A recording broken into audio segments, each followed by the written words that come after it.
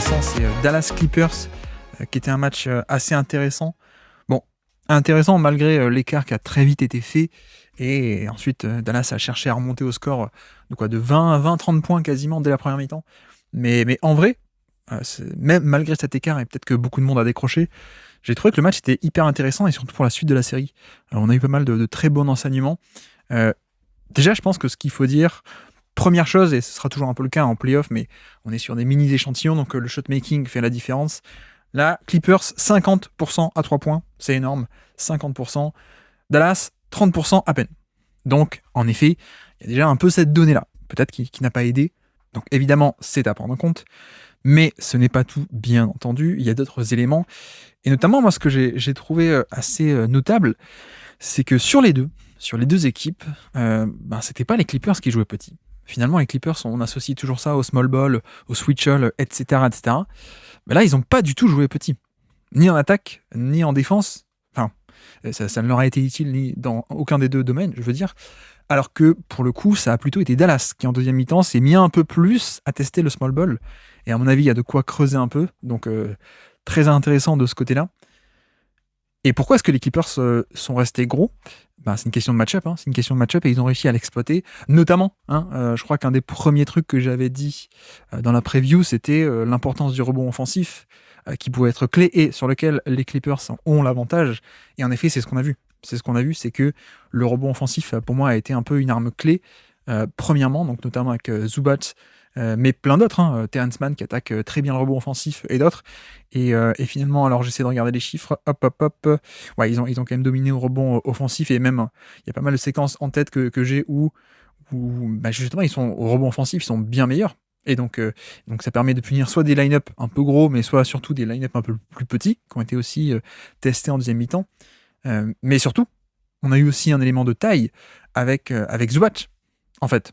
Et une question de post-up, et c'est là où le plan de jeu de Tyronn Lue a été très bon, à mon avis, c'est que on sait que Doncic adore avoir ses menaces de verticalité, et notamment Daniel Gafford, qui est un peu son nouveau joujou là depuis quelques temps. Gafford, qu'est-ce qu'a fait Tyronn Lue dès le début de match, plan de jeu ? En fait, on va attaquer Gafford de poste bas, très simplement. Gafford, c'est quelqu'un qui est un défenseur capable, et notamment un peu en protection du panier, malgré les fautes, etc. Mais là, c'est vrai qu'au poste bas, non, face à un vrai joueur de poste bas comme Zubac, Zubac, il a quand même fait de très bons trucs, au point de marquer pas mal de points sur quelques positions, ou de provoquer des fautes. Donc, assez vite, Gafford a été en problème de faute et a été sorti du match. Donc ça a été aussi un très bon point. Et puis, pour rester un peu sur le thème des gros line-up, finalement, quasiment pas, je crois, de mémoire, mais pas du tout de line-up un peu petit, et surtout donc en défense aussi, où le plan de jeu a été bon, dans le sens où on a préféré rester avec des gros pour jouer le pick and roll. Le pick and roll, et qu'est-ce qu'on a fait sur pick and roll ? Les Clippers, qu'est-ce qu'ils ont fait ? On a fait un deep drop. Donc qu'est-ce que c'est ? C'est un drop, donc c'est-à-dire au niveau du pick and roll, on reste plus bas que l'écran, et un deep drop, c'est quand on reste très très bas, très très simplement. Et c'est vrai qu'on a eu une majorité de possessions en fait où on avait Zubac qui était très bas sur le pick and roll. Bon, quel est le désavantage ? C'est que ça laisse un peu un espace pour le pull-up à 3 points. Si l'intérieur est trop bas, l'arrière peut dégainer le pull-up à 3 points. Sauf que dégainer en étant après un forward momentum, quoi. Après une course vers l'avant, c'est pas trop le truc de Doncic, qui aime bien lui revenir un peu vers l'arrière au niveau de sa mécanique de jump shot, s'installer, on va dire, et surtout ça permet de protéger le panier. Ça, c'était un élément clé pour moi, c'est que les Clippers sont arrivés à protéger le panier et un peu à bloquer l'accès comme ça, avec d'un côté le gros qui fait un deep drop, et de l'autre aussi Terrence Mann qui s'accrochait très bien en fait, qui s'accrochait très bien à Luka Doncic. Donc oui, ça traversait pas les écrans parfaitement et tout, mais ça restait très bien accroché. Et je pense que ça a été un élément assez important de la défense des Clippers, c'est ce deep drop et le fait d'arriver un peu plus à contrôler la raquette. Alors après, comme d'habitude, on a toujours des séquences où parfois le pull-up à 3 points, il arrive à le mettre, Luka Doncic directement, ou alors juste parfois petit ajustement, on arrive à faire monter un peu plus Zubac, ou à l'attirer carrément sur du late switch. Les Clippers font aussi pas mal ça, c'est-à-dire le drop qui se transforme en switch au final quand on a un snake sur le pick and roll ou d'autres trucs comme ça. Bon, en fin de possession, en fin de pick and roll, en gros, Ça arrive qu'on switch, juste pour combler les brèches, quoi. Et c'est une tactique très classique des Clippers, le drop qui se transforme en late switch. Là, ils l'ont fait. En effet, on a eu quelques fois Doncic qui arrivait un peu à en tirer profit. Pas mal d'aspects comme ça. Je pense que ce qui n'a pas aidé non plus, j'ai parlé de la réussite à 3 points sur ce match-là qui est à peine de 30%, mais je pense qu'on a aussi parfois un peu des problèmes de spacing, pour le coup.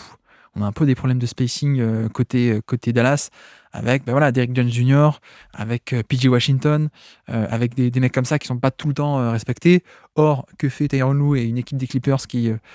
excellent coach défensif Tyronn Lue, les Clippers aussi défense qui peut être très dynamique. Tout le monde n'était pas tout le temps respecté, donc il y a eu ça. Et en plus, donc, comme il n'y a pas forcément une menace de verticalité incroyable qui plonge dans le dos très vite pour les perturber le drop, c'est plus compliqué. J'ai trouvé ça un peu plus compliqué. Et donc voilà, c'est là-dessus où on en revient au plan de jeu de Tyronn Lue qui, dès le début de match, cible un peu Gafford et arrive à en faire des problèmes de faute très tôt. Ouais, ça a été utile. Ça a été assez utile. Je me demande aussi à quel point... Enfin, je trouve que les intérieurs de Dallas pourraient faire mieux en termes de timing pour plonger au panier. Je me demande à quel point, là, il n'y avait pas un aspect où on essayait de faire un vrai écran très, très dur pour affecter le plus possible, parce que sinon, Terrence Mann ou Amir Kofi restaient très très bien accrochés à Doncic. Donc ça, c'était un élément aussi, je trouve. Mais je m'attends à ce que, peut-être qu'au match 2 et sur la suite de la série, on ait parfois un peu plus des écrans glissés. Parce que, justement, comment mettre un peu à mal ce drop ? On a deux solutions. Un drop, c'est donc, on a dit, l'intérieur qui reste bas sur le pick and roll. Donc, en fait, le but, c'est de battre ce drop dans la verticalité. Dans un sens ou dans l'autre. La première, c'est le pick and pop. Comme ça, l'intérieur qui est bas, finalement, le pick and pop, il faut qu'il remonte très loin pour défendre le tir. Ou alors, au contraire, c'est on vient créer un 1 contre 2 sur ce drop. Et on vient, non pas pick and pop loin devant le drop, on va derrière le drop. Et donc, l'écran glissé, c'est en gros, on ne pose pas un vrai écran, mais plutôt c'est une course croisée et on glisse l'écran en fait. On va très vite au panier sans forcément poser un très bon écran. Évidemment, il y a un peu un malus parce que comme l'écran n'est pas bien posé, le défenseur du périmètre peut s'accrocher au porteur de balle, ok, mais le but c'est que en glissant très vite au panier, imaginez Gafford ou Lively qui glisse l'écran, qui va vite dans le dos au alley-oop, on se retrouve avec un Zubac qui est un peu déchiré entre deux, quoi. Entre soit je reste sur Luka Doncic et du coup j'ai la menace de lob qui va dans mon dos et je peux pas la défendre, soit je recule parce que j'ai peur de la menace de lob et j'ouvre un chemin de drive pour Doncic. Et d'ailleurs, je crois qu'en tout début de match, il y a un drive comme ça de Doncic qui paraît à ce point évident parce que il y a cette verticalité dans le dos de Zubac. Et c'est quelque chose qu'on n'a peut-être pas assez vu, je trouve. Donc on a cet aspect-là où peut-être un peu plus d'écran glissé, ça pourrait aider. La question du spacing aussi, et juste le fait de mettre des tirs, je pense que ça aussi, ce serait assez intéressant. Et puis l'autre solution aussi, je pense, si vraiment, pour forcer les Clippers à sortir de ce drop, pour libérer un peu plus de ligne de drive pour Doncic, peut-être que Dallas pourrait faire un peu plus de pick and pop. Et donc, des small balls, en fait. Des configurations avec, par exemple, un Maxi Kleber en pick and pop. Et bon, après, ça donne aussi d'autres conséquences. Et notamment, tout ce qui est rebond offensif. Si certes, tu auras une défense plus dynamique, et qui bouge plus avec beaucoup plus d'ailiers qui peuvent aller un peu partout. Tu auras du pick and pop et des line-up un peu plus en stretch, en 5-out, en fait, très simplement. Mais tu peux souffrir aussi au rebond, notamment. Ou alors tu peux souffrir au post-up aussi. Peut-être que si tu passes en small ball 5-out, peut-être que Zubac, tu l'envoies sur Kleber, tu l'envoies sur des mecs comme ça, quoi. Donc il y a aussi ce risque-là. Mais pour le coup, c'est ce qu'a essayé de faire Dallas enfin en deuxième mi-temps. J'ai trouvé qu'il y a pas mal de bonnes séquences. Vraiment, j'ai trouvé qu'il y a pas mal de bonnes séquences. Parce que voilà, comme dit, en attaque en première mi-temps, ça a bien calé. Je crois qu'ils étaient à quoi ? Ils étaient à 30 points sur la première mi-temps. Bon, certes, en ajustant avec ce côté manque de réussite à 3 points, peut-être qu'il n'a pas aidé, évidemment. Mais voilà, c'était quand même, ça a un peu calé offensivement. Deuxième mi-temps, on a vu plus de small ball. Et on a vu aussi, forcément, quand on a un retard déjà aussi gros à combler, qu'est-ce qu'on fait ? On court, en fait. On court beaucoup. Et on essaie de multiplier le nombre de possessions parce que, on a plein de points à rattraper. Donc, il nous faut plus de cartouches que... le temps est compté. Donc, qu'est-ce que Dallas a fait ? Ils ont essayé d'accélérer le plus possible en transition. ça n'a pas abouti, mais la stratégie est bonne, hein. C'est une stratégie très classique quand tu es derrière de pas mal de points. Et puis, surtout, après, c'est vrai que moi, là où j'étais un peu déçu, pour le coup, c'est un peu le manque de diversité offensive en première mi-temps. Et notamment, on a commencé un peu à le voir en deuxième, mais pas trop. C'est les post-ups de Doncic. C'est-à-dire qu'à partir du moment où le pick and roll est un peu verrouillé, où tu n'as pas trop de solutions, où tu n'y arrives pas, où tu n'arrives pas tout le temps, pas assez peut-être à concéder le switch et ainsi à créer le chaos, si vraiment les Clippers sont à l'aise dans leur drop, bah ok, mais on sait que aussi une des manières très, très intéressantes de faire attaquer Doncic et de créer le décalage, bah, c'est par le post-up. C'est par le post-up et on l'a pas trop vu, même pas du tout en première mi-temps, de mémoire, et en deuxième mi-temps on l'a vu un peu plus, mais franchement pas beaucoup. Pas beaucoup. Or on sait que Doncic peut faire beaucoup de dégâts aussi là-dessus.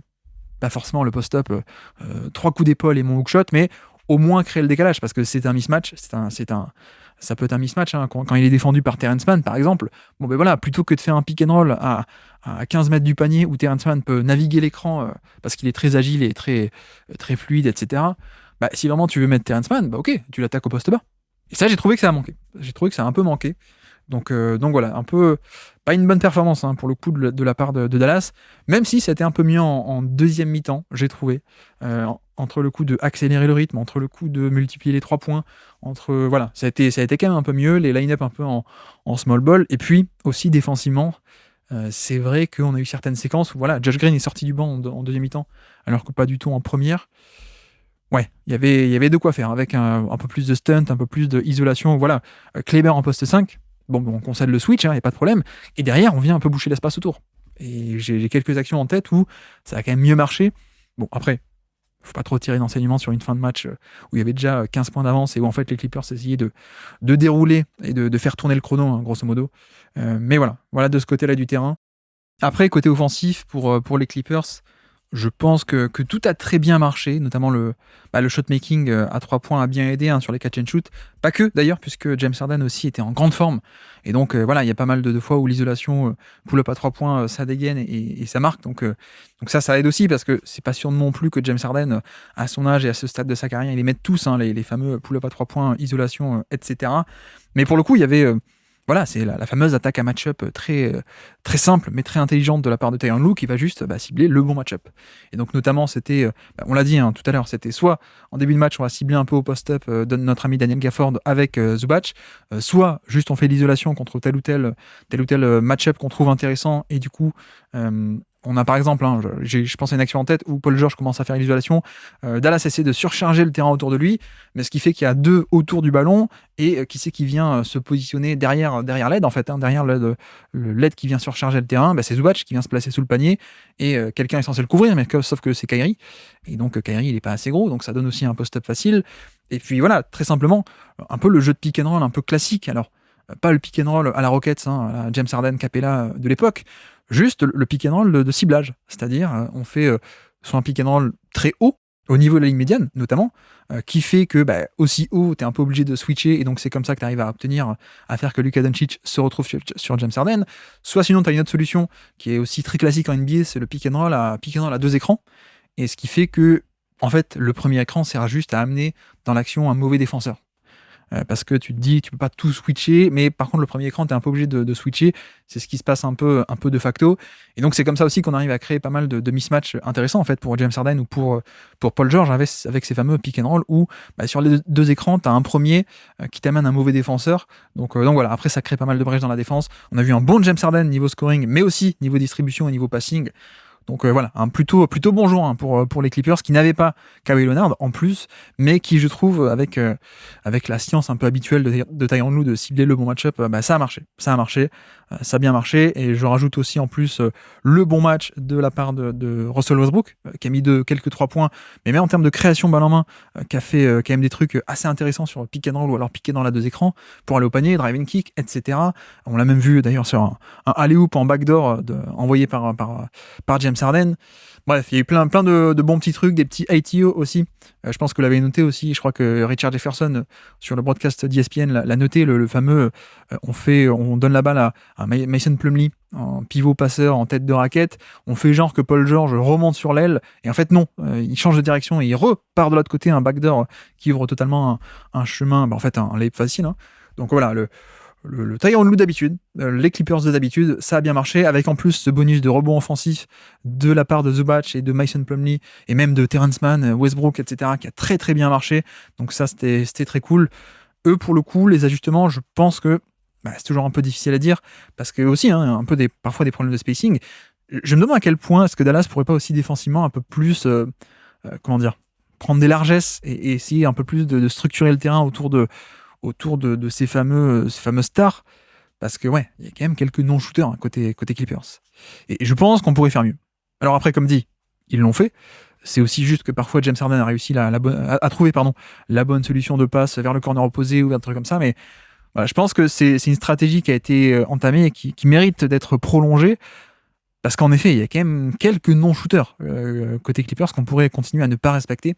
Donc évidemment un ajustement. Après, à voir aussi, parce qu'il y a aussi Kawhi Leonard qui est censé revenir. Donc voilà, il y a peut-être aussi un James Harden qui va pas avoir tout le temps ce type d'efficacité, de réussite sur ses isolations. On connaît James Harden à son âge, c'est plus celui de Houston qui est hyper régulier un peu tout le temps, y compris en playoff. Là, c'est... Voilà, l'an dernier, par exemple, souvenez-vous, il fait un énorme match 1 à Boston, et puis ensuite le match 2, match 3, il n'arrive même plus à aller au panier. Enfin, voilà, irrégularité un peu classique côté James Harden, c'est normal avec l'âge. Mais voilà, plutôt très bonne performance du coup de la part des Clippers autour du pick and roll, autour de, on va cibler le bon match-up, autour de quelques ATO, plus donc la défense, comme dit, avec parfois en switch, mais tant qu'on peut, on essaie de rester dans un deep drop. Donc, je pense que la série va être hyper intéressante. Il y aura peut-être un jeu de à quel point est-ce qu'on arrive à faire des match-up gros versus petits, des deux côtés d'ailleurs, parce que comme dit, pour l'instant, les Clippers sont joués gros. Ils ont aussi cette carte, ils ont cette carte du jouer un peu plus petit en small ball, potentiellement. Donc si Dallas commence un peu à vouloir faire ça pour du spacing, pour du switch, peut-être que les Clippers peuvent aussi y répondre. Peut-être que Dallas peut s'ajuster avec des écrans glissés pour aller plus vite au panier, pour des lobes. Peuvent aussi faire des post-ups de Luka Doncic, ce genre de choses qu'on n'a pas trop vu pour l'instant, qui pourraient être intéressantes. Donc voilà, deux équipes qui finalement, chacune a pas mal de non-shooters aussi dans le lot. Donc au niveau défense, ça peut permettre quelques schémas très agressifs. Donc à suivre. J'en fais pas plus pour l'instant. Ah si, tout de même, on peut dire Paul George. Bon match aussi, très bon match de la part de Paul George. Lui aussi qui a plutôt bien mis ses tirs, qui est allé au panier, voilà. Franchement, gros match aussi de Paul George, évidemment. Mais donc voilà pour ce match entre Dallas et les Clippers. Merci d'avoir écouté cet extrait. S'il vous a plu, l'émission complète est disponible en description et on se donne rendez-vous sur le feed principal du Basket Lab pour l'intégralité des podcasts. À bientôt.